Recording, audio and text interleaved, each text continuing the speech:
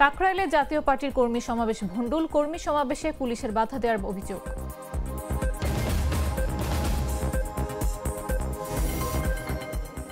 একটি দল ইসলামের ভুল ব্যাখ্যা দিয়ে ভোট চাচ্ছে বলেন অ্যানি চৌধুরী।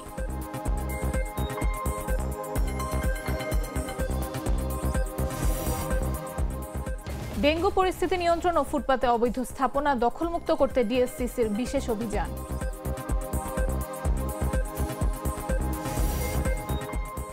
কিশোরগঞ্জের কোনো রোগীকে আর ঢাকায় যেতে হবে না বলেছেন স্বাস্থ্য সচিব।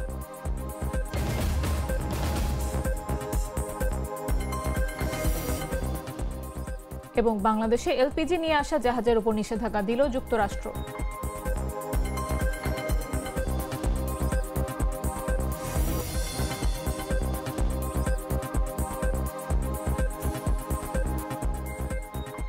সন্ধ্যা ৭টা নিউজে সবাইকে আমন্ত্রণ। সাথে আছে আমি নাফিস আব্দুল্লাহ।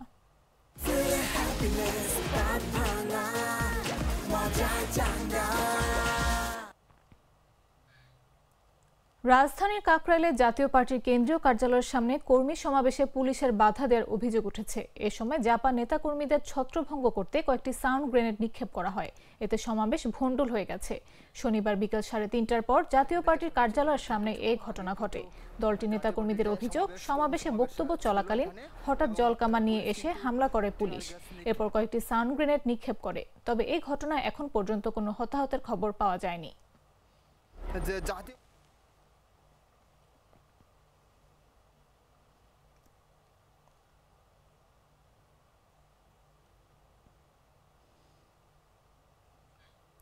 বিএনপির যুগ্ম মহাসচিব শহীদুদ্দিন চৌধুরী আনি বলেছেন, একটি রাজনৈতিক দল ইসলামের ভুল ব্যাখ্যা দিয়ে মানুষের কাছে ভোট চাচ্ছে। ইসলামকে পুঁজি করে তারা কোনোভাবে রাজনীতি করতে পারে না। এভাবে বেহেশতের গ্যারান্টি দিয়ে ভোট চাওয়া কতটুকু যৌক্তিক? শনিবার দুপুরে লক্ষ্মীপুর সদর উপজেলার দিঘলির জামিরতলী আদর্শ উচ্চ বিদ্যালয় মাঠে আয়োজিত বিএনপির উঠান বৈঠকে তিনি এসব কথা বলেন।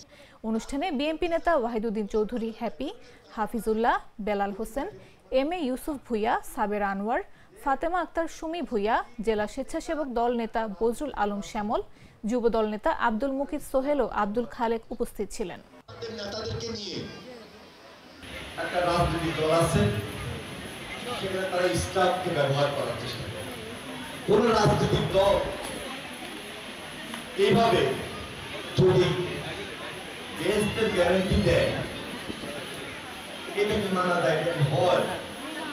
আমার ইমান আকীদা সূরা কেরাত ৫ ওয়াক্ত নামাজ এটা আমার কাছে। আমি আল্লাহর সন্তুষ্টির জন্য হযরত মুহাম্মদ সাল্লাল্লাহু আলাইহি ওয়াসাল্লামের জীবনের আলোকে আমার জীবনটা কিভাবে চলবে, কিভাবে চালাইতে চাই, এটা আমার উপর, কোনো দলের উপর না। তার মানে কোনো দল এইভাবে যদি ভুল ব্যাখ্যা দিয়ে অপপ্রচার করে, তালিম দিয়ে ঘরে ঘরে মা বোনদেরকে দুর্বল করে, দুর্বল জায়গায় আঘাত করে আপনার ভোটটা এইভাবে কেড়ে নিতে চায়, এই ভোটটা দেওয়ার কোনো সুযোগ নেই, দিবেন না, এটা করা যাবে না। আইন উপদেষ্টা ডক্টর আসিফ নজরুল বলেছেন, বর্তমানে অনেকে সেফ এক্সিটের কথা বলছেন। উপদেষ্টা হিসেবে আমাদের সেফ এক্সিটের প্রয়োজন নেই, তবে ভয়াবহ রাষ্ট্র কাঠামো থেকে এই জাতির সেফ এক্সিট হওয়া প্রয়োজন। শনিবার রাজধানীর একটি হোটেলে জাতীয় মানবাধিকার কমিশন অধ্যাদেশ 2025 বিষয়ক জাতীয় পরামর্শ সভায় তিনি একথা বলেন। আইন উপদেষ্টা বলেন, এখন সেফ এক্সিট নিয়ে নানা কথাবার্তা হচ্ছে, তবে উপদেষ্টারা খুব নিশ্চিতভাবে জানে তাদের কারো কোনো সেফ এক্সিটের প্রয়োজন নেই। গেল 55 বছর যে দুঃশাসন দেখলাম, বিচার বহির্ভূত হত্যাকাণ্ড দেখলাম, ব্যাংক লুট করে সাধারণ মানুষের আমানত নিয়ে যাওয়া হচ্ছে, এই ভয়াবহ অসুস্থ আত্মধ্বংসী রাষ্ট্র কাঠামো থেকে জাতি হিসেবে আমাদের সেফ এক্সিট প্রয়োজন।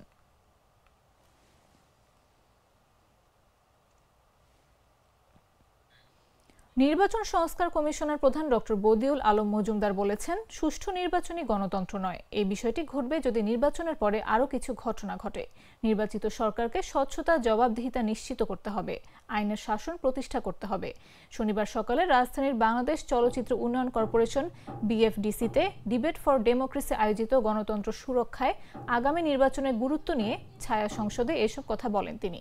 তিনি এ সময় বলেন, পরবর্তী নির্বাচন সুষ্ঠু করার ব্যবস্থা করতে হবে, নির্বাচনকে দুর্বৃত্তায়ন মুক্ত করতে হবে, গণমাধ্যমকে স্বাধীন করতে হবে, রাজনৈতিক দলগুলোকে দুর্বৃত্তায়ন মুক্ত করতে হবে, কাঠামোর পরিবর্তন করতে হবে।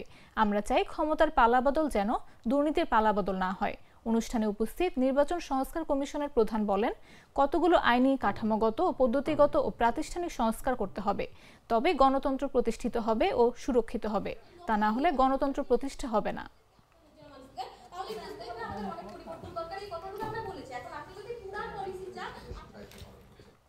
ডেঙ্গু পরিস্থিতি নিয়ন্ত্রণ এবং সড়ক, ফুটপাতের অবৈধ স্থাপনা দখলমুক্ত করতে বিশেষ পরিচ্ছন্নতা ও উচ্ছেদ অভিযান করছে ঢাকা দক্ষিণ সিটি কর্পোরেশন ডিএসসিসি। শনিবার সকালে ঢাকা বিশ্ববিদ্যালয়, বাংলাদেশ প্রকৌশল বিশ্ববিদ্যালয় এবং ঢাকা মেডিকেল কলেজ হাসপাতালের আশেপাশে এই পরিচ্ছন্নতা উচ্ছেদ অভিযান চালানো হয়। ডিএসসিসির এই বিশেষ অভিযানে কাজ করেছে 1300 পরিচ্ছন্নতা কর্মী। ঢাকা বিশ্ববিদ্যালয়ে, বুয়েট, ঢাকা মেডিকেল কলেজ এলাকায় সড়কের পাশে জমে থাকা ময়লা ও পানি পরিষ্কার করতে দেখা যায়। এর আগে সকালে ঢাকা বিশ্ববিদ্যালয়ের ভিসি চত্বরের সামনে অভিযানের আনুষ্ঠানিক উদ্বোধন হয়। এরপর একটি জনসচেতনামূলক ভিসি চত্বর থেকে টিএসসিতে এসে শেষ হয়। উদ্বোধন অনুষ্ঠানে ডিএসসিসির প্রশাসক মোহাম্মদ শাহজাহান মিয়া বলেন, শিক্ষার্থীদের জন্য সুন্দর ও পরিচ্ছন্ন ক্যাম্পাস উপহার দেওয়া সকলের দায়িত্ব। এই অভিযানের মধ্য দিয়ে ঢাকা বিশ্ববিদ্যালয় এলাকা অনেকটাই পরিচ্ছন্ন হবে বলেও আশা প্রকাশ করেন তিনি। ব্যাপক বর্ষার কারণে আমরা এই 1 মাস যাবত এটি করতে পারিনি, তবে আবার নতুন করে আজকের থেকে আমরা শুরু করেছি। আমরা প্রথম বিশেষ অভিযান ধানমন্ডি থেকে শুরু করেছিলাম, আর এই দ্বিতীয় বিশেষ অভিযান আমরা আজকে ঢাকা বিশ্ববিদ্যালয়ের ক্যাম্পাস থেকে শুরু করেছি। এখানে আমরা বাংলাদেশের তিনটি শ্রেষ্ঠ বিদ্যাপীঠ, ঢাকা বিশ্ববিদ্যালয়, বাংলাদেশ প্রকৌশল বিশ্ববিদ্যালয় এবং ঢাকা মেডিকেল কলেজ, এই তিনটিকে আজকের এই বিশেষ অভিযানের আওতায় নিয়ে এসেছি। এখানে আমরা বিশেষ পরিচ্ছন্নতা অভিযান সকাল থেকেই 6টা থেকে শুরু হয়েছে। আমরা প্রায় 1300-র অধিক আমাদের কর্মী বাহিনী নিয়ে আমরা এখানে হাজির হয়েছি। ডাকসুর নেতৃবৃন্দ, তাদের ভলান্টিয়ার বৃন্দ, তারা আমাদেরকে সার্বিক সহযোগিতা করবেন। ঢাকা বিশ্ববিদ্যালয়, বুয়েট এবং ঢাকা মেডিকেলের প্রশাসন, তারা আমাদেরকে সার্বিক সহযোগিতা প্রদান করবেন। আমরা চাচ্ছি যে এই ক্যাম্পাসকে সুন্দরভাবে এবং ক্লিন একটি ক্যাম্পাস আমরা উপহার দিতে চাচ্ছি।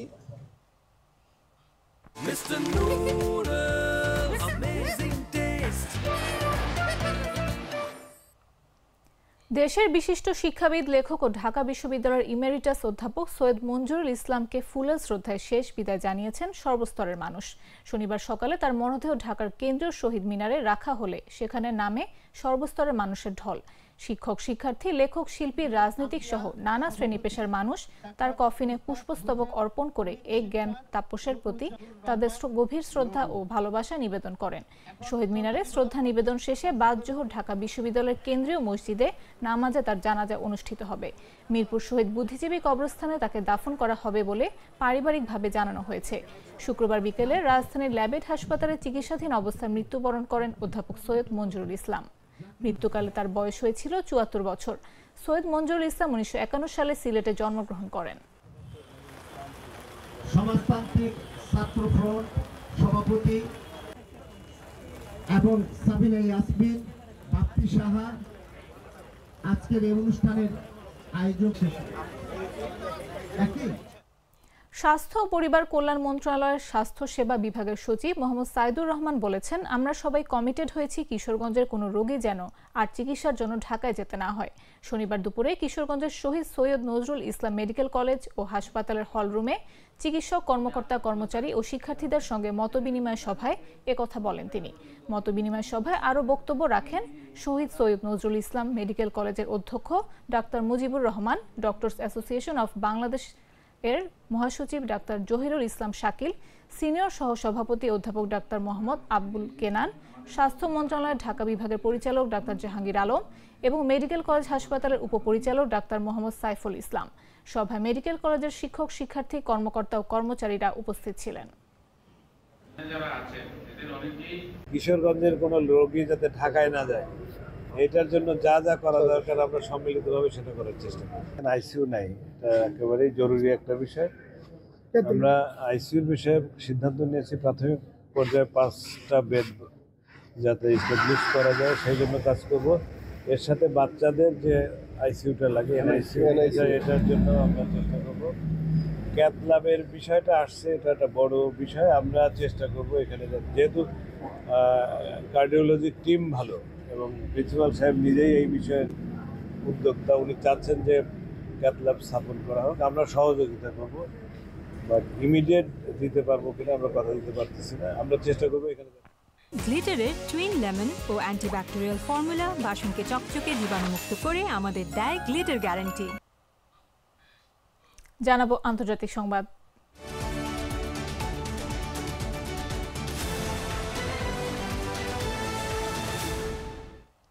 ইরানের পেট্রোলিয়াম ও তরলীকৃত পেট্রোলিয়াম গ্যাস এলপিজি রপ্তানিতে সহায়তা করার অভিযোগে 50টিরও বেশি প্রতিষ্ঠান, ব্যক্তি এবং জাহাজের ওপর নিষেধাজ্ঞা আরোপ করেছে যুক্তরাষ্ট্র। নতুন এই নিষেধাজ্ঞার তালিকায় আছে বাংলাদেশে এলপিজি নিয়ে আসা আরব আমিরাত ভিত্তিক একটি নেটওয়ার্ক এবং জাহাজও। মার্কিন কর্তৃপক্ষের দাবি, আন্তর্জাতিক বিধি লঙ্ঘন করে আরব আমিরাত ভিত্তিক এই নেটওয়ার্কটি বাংলাদেশের পাশাপাশি শ্রীলঙ্কায়ও জ্বালানি পণ্য সরবরাহ করেছিল। মার্কিন অর্থ বিভাগীয় সংস্থা Office of Foreign Assets Control OFAC বৃহস্পতিবার এই নতুন পদক্ষেপ ঘোষণা করে। ওএফএসির দাবি, ইরানের আর্থিক প্রবাহ কমানো এবং যুক্তরাষ্ট্র কর্তৃক সন্ত্রাসী হিসেবে মনোনীত গোষ্ঠীগুলোর অর্থায়ন বন্ধ করার নীতির অংশ হিসেবে এই ব্যবস্থা নেওয়া হয়েছে। বিবৃতিতে বলা হয়, নিষেধাজ্ঞার আওতায় আসা জাহাজ ও প্রতিষ্ঠানগুলো ইরানের এলপিজির 2টি চালান বাংলাদেশে সরবরাহ করেছে। বিবৃতিতে আরও বলা হয়েছে, এই চক্রের সহায়তায় বিলিয়ন ডলারের পেট্রোলিয়াম ও পেট্রোলিয়ামজাত পণ্য রপ্তানি করছে ইরান, যা দেশটির সরকারের জন্য একটি বড় রাজস্ব উৎস।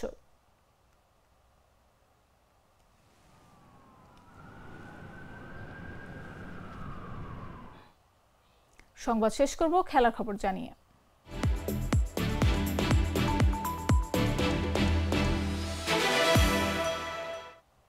ক্লাব কিংবা জাতীয় দল যেখানেই খেলুন, কিলিয়ান এমবাপ্পের গোল স্কোরিং অব্যাহত রয়েছেই। এ নিয়ে টানা 10তম ম্যাচে গোল করলেন তিনি এবং সেই সঙ্গে প্রমাণ করে দিলেন কেন তিনি বর্তমান সময়ের সেরা ফুটবলার। টানা 10 ম্যাচে গোল করে বিশ্বকাপ বাছাইয়ে ফ্রান্সকে 3-0 গোলে আজারবাইজানের বিপক্ষে জয় এনে দিলেন তিনি। পার্ক দি প্রিন্সেসে প্রথমার্ধের অতিরিক্ত সময়ের 2য় মিনিটে এমবাপ্পে তার স্বভাবসুলভ দারুণ এক প্রচেষ্টায় গোল করেন। রিয়াল মাদ্রিদের এই ফরওয়ার্ড মাঝমাঠ থেকে বল নিয়ে একাই ড্রিবল করে আজারবাইজানের 6 জন ডিফেন্ডারকে কাটিয়ে নিচু শটে বল জালে পাঠান। এটি ছিল এই মৌসুমে ক্লাব ও দেশের হয়ে তার 13তম ম্যাচে 17তম গোল এবং জাতীয় দলের হয়ে 53তম গোল। এখন তিনি ফ্রান্সের হয়ে সর্বকালের সর্বোচ্চ গোলদাতা অলিভিয়ে জিরুর থেকে মাত্র 4 গোলে পিছিয়ে। দ্বিতীয়ার্ধে আদ্রিয়ান রাবিও এমবাপ্পের ক্রসে হেড করে ব্যবধান দ্বিগুণ করেন 69 মিনিটে। শেষ দিকে বদলি হিসেবে নামা ফ্লোরিয়ান থাবা 84 মিনিটে দারুণ এক শটে গোল করে ফ্রান্সের জয় নিশ্চিত করেন।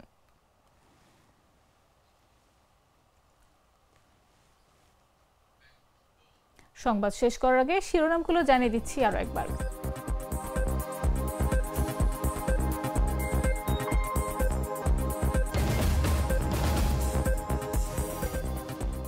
কাকরাইলে জাতীয় পার্টির কর্মী সমাবেশ ভণ্ডুল, কর্মী সমাবেশে পুলিশের বাধা দেওয়ার অভিযোগ।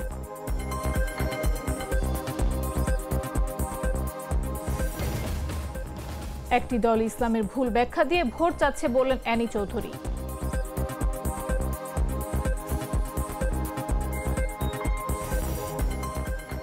ডেঙ্গু পরিস্থিতি নিয়ন্ত্রণ ও ফুটপাতে অবৈধ স্থাপনা দখলমুক্ত করতে ডিএসসিসির বিশেষ অভিযান।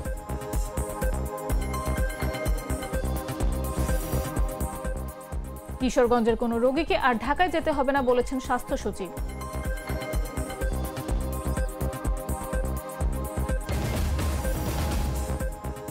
এবং বাংলাদেশে এলপিজি নিয়ে আসা জাহাজের উপর নিষেধাজ্ঞা দিল যুক্তরাষ্ট্র।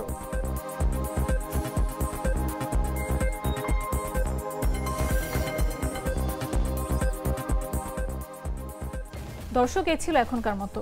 প্রতি মুহূর্তে সর্বশেষ খবর পেতে ভিজিট করুন jagonews24.com, ফলো করুন আমাদের ভেরিফাইড ফেসবুক পেজ এবং সাবস্ক্রাইব করুন জাগো নিউজের ইউটিউব চ্যানেল।